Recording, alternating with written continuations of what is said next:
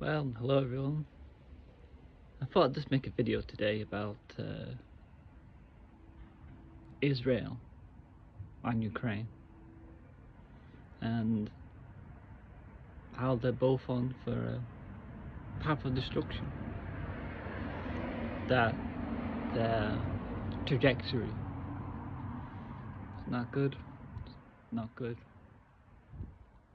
So everyone's saying that the attack on Israel is going to happen within probably the next few days, probably at a time where Iran feels that they're ready, they have everything in place.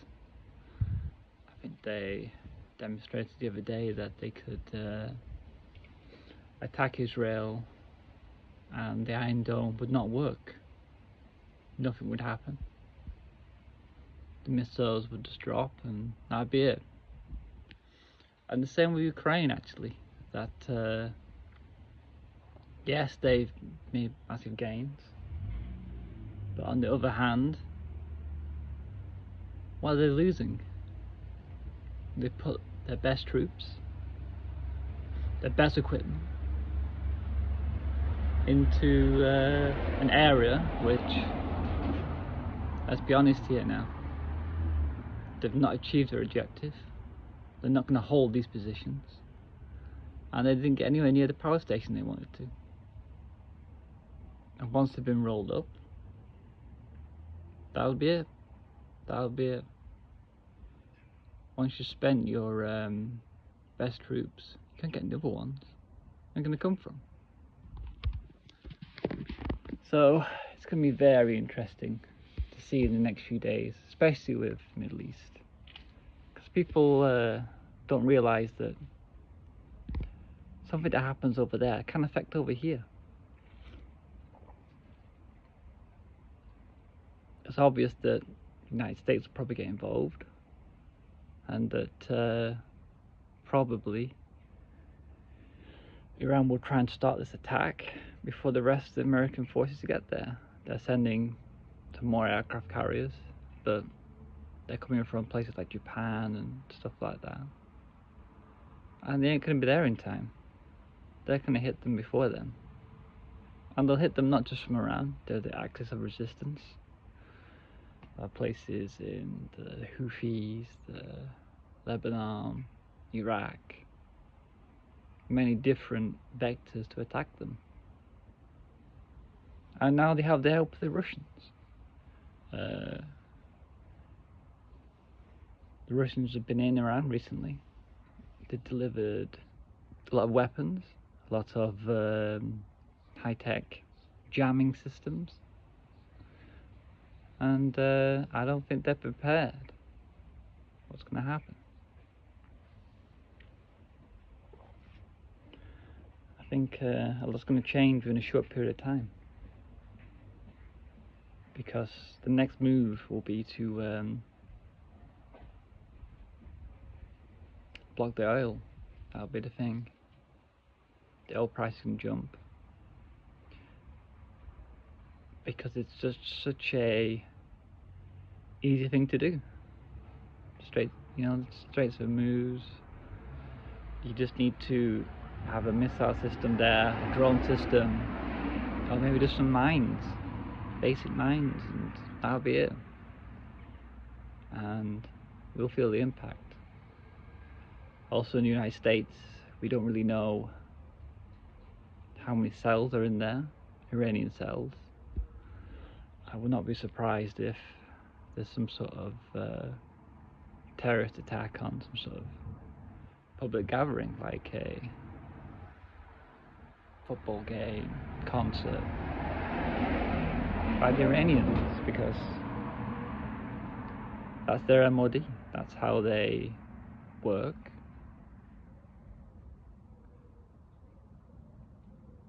Not saying that it's the right thing, but they do have the ability to hit the American ships. That's why they're not going so close.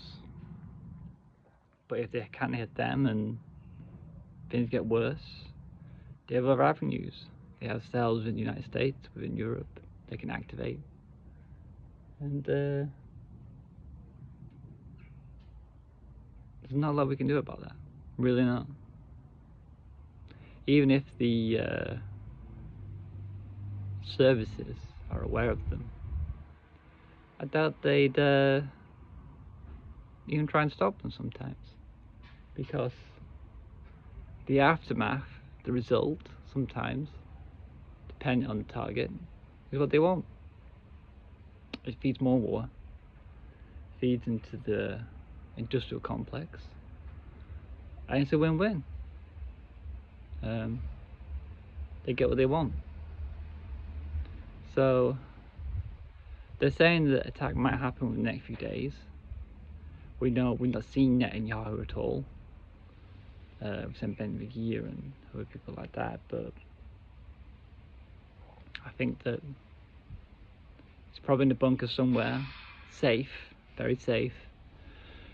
But the Israeli people are not. They're going to be and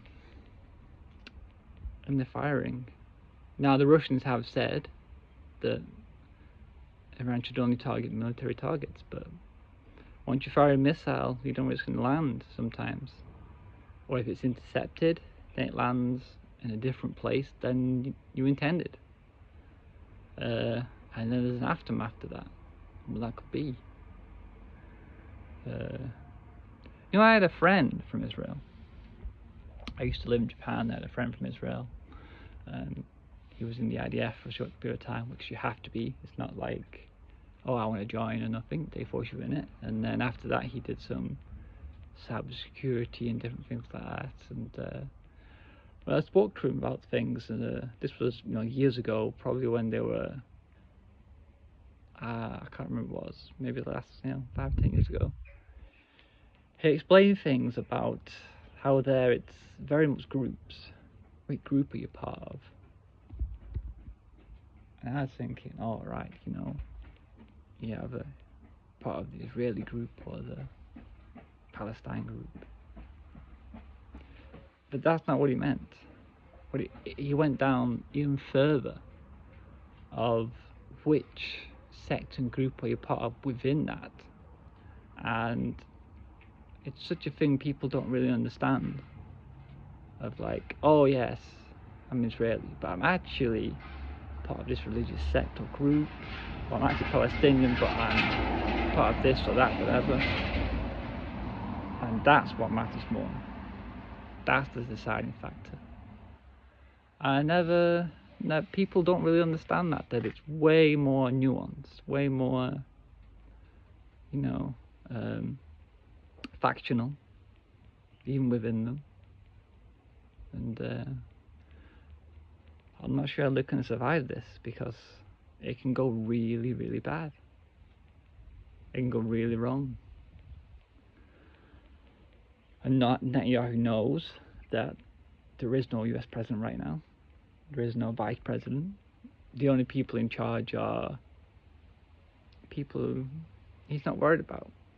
These people, can say what they want. It doesn't change anything.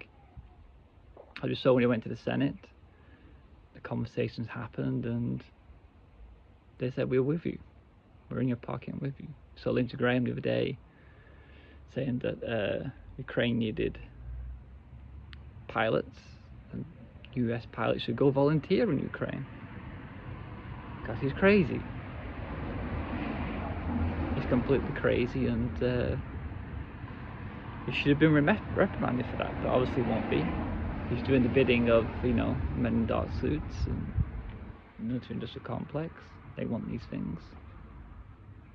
So I think on the horizon is more war. It's going to get worse.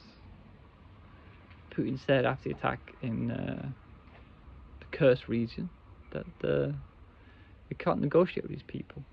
We can't. I think if there is any settlement in that it'll involve Donald Trump.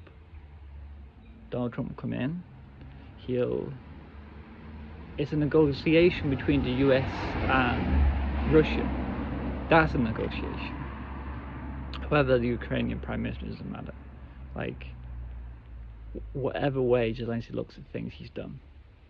is completely done, because dead men tell no tales, and after he's out of power, and let's say he's in LA or wherever in the United States in his nice mansion, he'll have a little accident. He'll be Hillary Clinton because we don't want him to chirp, you know, and they'll blame the Russians for it. The Russians may want him, but I think the people who want him more to disappear would be the West, because they don't want him to say anything. So, and then they replace him with someone who, let's say, the Russians agreed to, or okay with, and a deal will be done. But the borders will be realigned, and Europe will still be screaming out for American help. We'll see if they provide it, because the mood there's not it. I mean, what are they? Trillions in debt, and they'd have to pass trillions more to boost the border.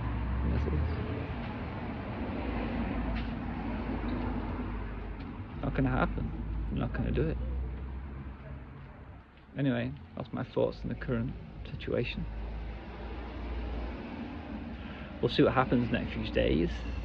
The strike will come, and then what will the Israelis do? Will they strike back? Yes. But will they strike back with the Americans? Probably. I see that probably happening. But it depends where they strike and what they use.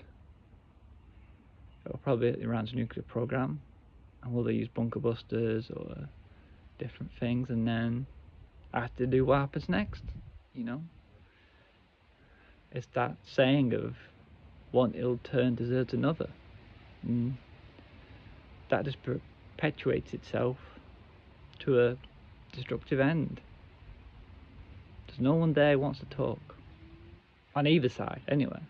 Now, we got to that point. No one wants to talk. So, anyway, that's my thoughts for today. I'm going to try and make some videos on this channel, giving my thoughts now and again about current events. Maybe 2 videos a week about politics, the markets, and the conflicts that are going on. There's, you know, as one kicks off, they're already prepping another one somewhere else. It's happening. This is how these guys work. Anyway, everyone stay safe.